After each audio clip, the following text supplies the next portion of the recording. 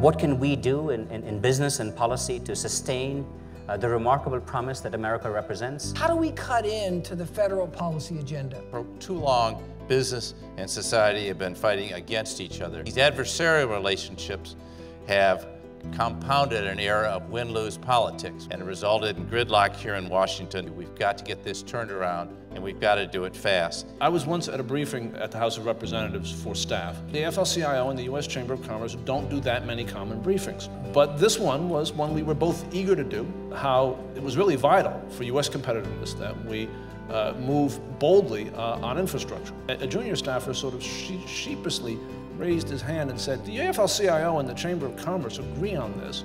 Why hasn't it happened? Answering that question is something that business leaders ought to focus on.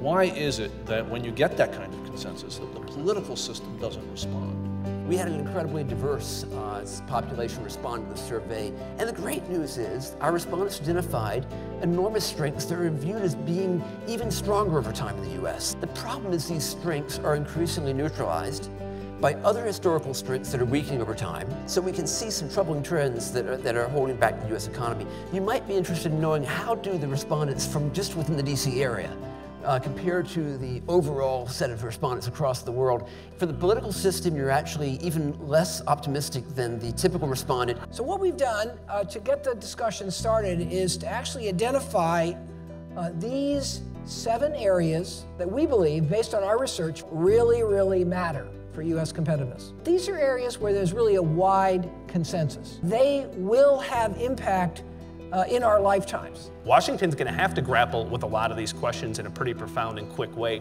after the election. A lot of people in the world want to live in America, and we have to make sure that we can capture that talent and keep it here. A high-skilled immigration bill is not going to move without some opportunities expanded for U.S. nationals, and it's frankly continuing the drag on the American economy of our failure to close the higher education competitiveness gap with our global competitors. Your concern about the tax code is literally off the charts. We need a more progressive tax policy where our resources are going to the most productive enterprises. Companies are investing all around the world, and they're not facing that 35% tax rate, corporate tax. They're keeping money abroad, and they're never paying those residual taxes. We need continued reform of U.S. export policy. We want to be encouraged to create businesses in the U.S. and export products overseas. 100 years ago, Boeing was one man, Bill Boeing, with an idea. We have to get ideas out of the lab and into use, creating enterprises. There are thousands of Boeings being created every day. We are not making the investments that we need to make in 21st century infrastructure of all kinds. Energy, transportation, telecommunications. Business is sitting on the sidelines with tons of capital, in part because of the uncertainty that Washington is creating. Nobody knows what our deficit picture is going to look like. No one knows what our tax code is going to look like. You provided a very powerful analytical frameworks. These are exactly the sorts of things on which we ought to be legislating.